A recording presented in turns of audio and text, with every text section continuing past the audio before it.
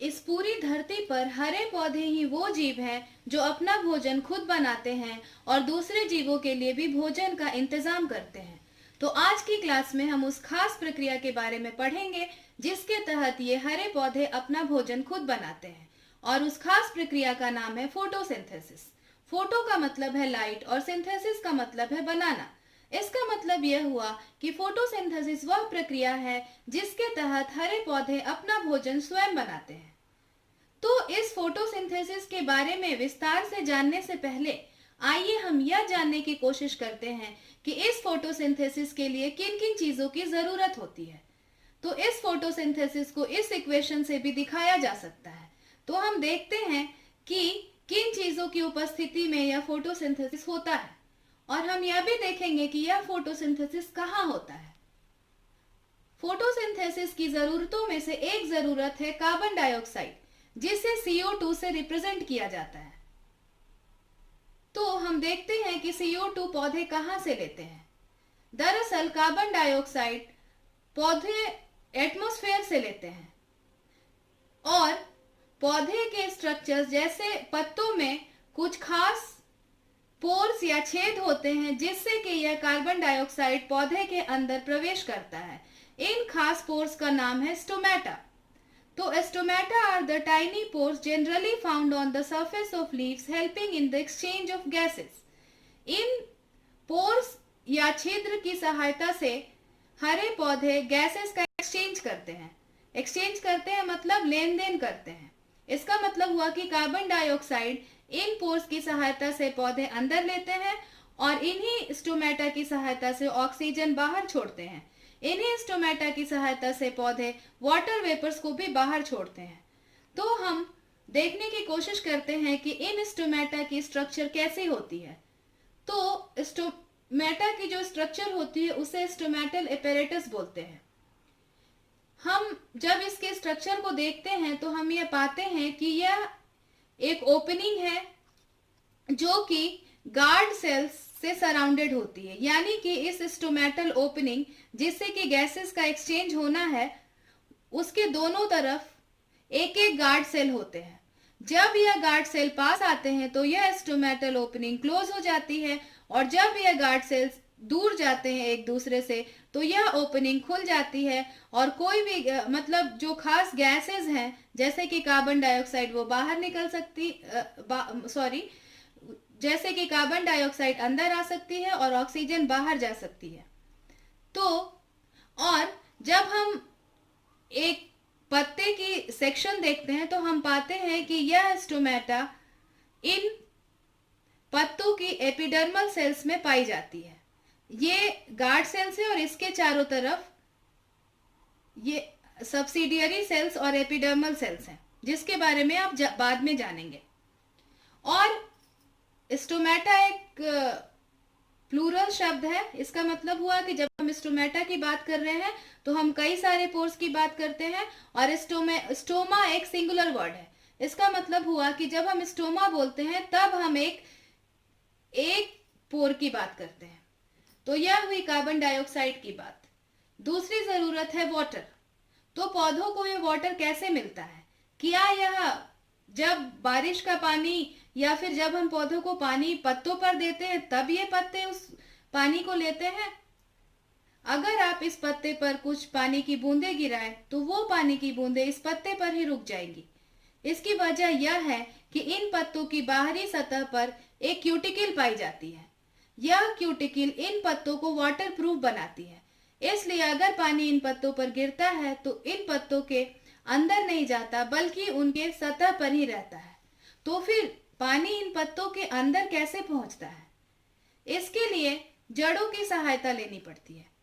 पौधों की roots in water और मिनरल्स को अवशोषित या एब्जॉर्ब करती है, और वेसल्स की सहायता से, वेसल्स जो कि पाइप की जैसी स्ट्रक्चर्स होती हैं जो कि पौधे के सभी भागों में पाई जाती हैं, वेसल्स की सहायता से यह अवशोषित पानी और मिनरल्स पौधे के कई भागों में पहुंचता है। अगर आप किसी पत्ते की स्ट्रक्चर को देखें तो आप पाएंगे कि उसमें कुछ रेखाओं जैसी स्ट्रक्चर्स होती हैं। ये वही रेखाएं हैं जो कि वेसल्स हैं, और इनकी सहायता से पानी पत्ते के विभिन्न हिस्सों में पहुंचता है। अब हम बात करते हैं सनलाइट की। तो यह ऑब्वियस सी बात है कि सनलाइट पौधों को सन यानी सूरज से प्राप्त होता है। तो सूरज की किरणें जब पत्तों पर गिरती हैं तो पत्तों में एक और जरूरी चीज होती है जिसे हम बोलते हैं क्लोरोफिल।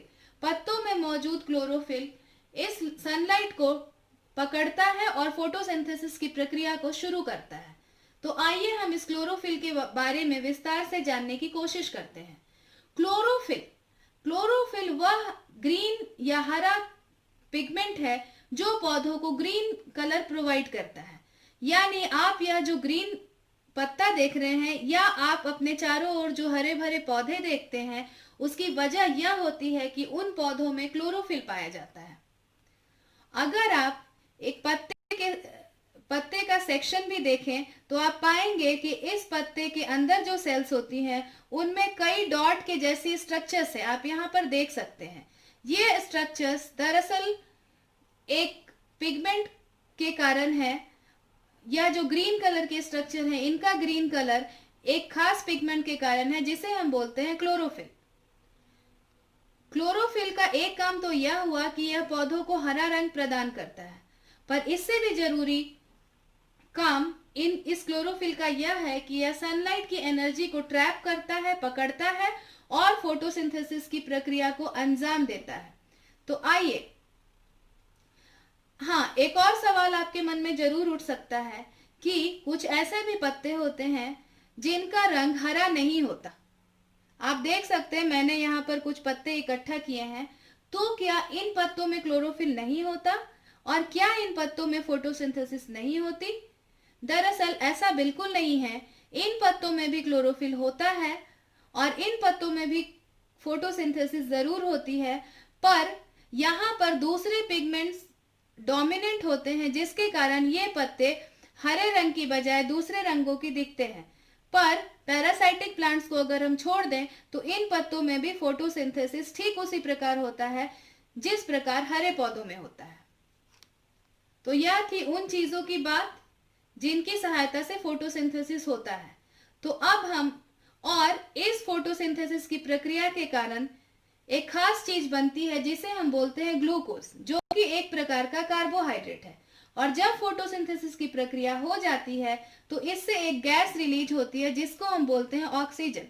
आप सभी को मालूम है कि ऑक्सीजन ही वह गैस है जिसे हम सांस के द्वारा अंदर लेते हैं और ऑक्सीजन ही वह गैस है जिसकी वजह से हमारा भोजन टूटता है और हमें एनर्जी की प्राप्ति होती है। तो फोटोसिंथेसिस के कारण जो दो चीजें हमें मिलती है वह है ग्लूकोज यानी खाना और दूसरा है ऑक्सीजन, हमारी प्राण वायु, यानी कि वह हवा वह जिसकी वजह से हम आज जिंदा होते हैं या जिसकी वजह से हम जीवित हैं। तो हम इस फोटोसिंथेसिस की प्रक्रिया को समराइज कर सकते हैं। तो photosynthesis is the process in which green plants make carbohydrates in the presence of light energy, chlorophyll, carbon dioxide and water and give out oxygen। इसका मतलब हुआ कि फोटोसिंथेसिस वह प्रक्रिया है जिसके अंतर्गत हरे पौधे प्रकाश, क्लोरोफिल और कार्बन डाइऑक्साइड और वाटर की उपस्थिति में कार्बोहाइड्रेट्स और ऑक्सीजन बनाते हैं। इस प्रक्रिया को एक इक्वेशन के फॉर्म में भी लिखा जा सकता है। तो यह हुआ इक्वेशन के लेफ्ट साइड क्या क्या चीजों की जरूरत होती है, जिन्हें हम रिएक्टेंट्स बोलते हैं। तो इसके लिए जरूरत होती है कार्बन डाइऑक्साइड की, वाटर की, सनलाइट और क्लोरोफिल की। इस प्रक्रिया के कारण जो प्रोडक्ट्स बनते हैं वो होते हैं ग्लूकोज और ऑक्सीजन। यह ग्लूकोज पौधे अपने ग्रोथ के लिए, अपने रिप्रोडक्शन के लिए और कई दूसरी चीजों के लिए इस्तेमाल करते हैं, पर ये पौधे इस ग्लूकोज को स्टोर भी करते हैं। जो ग्लूकोज पौधे तुरंत इस्तेमाल नहीं करते उसे वो स्टार्च के फॉर्म में स्टोर कर लेते हैं। और अगर आपको यह जानना है कि इस पौधे में फोटोसिंथेसिस हुआ है या नहीं हुआ है, इसके लिए आप स्टार्च की आयोडीन टेस्ट कर सकते हैं।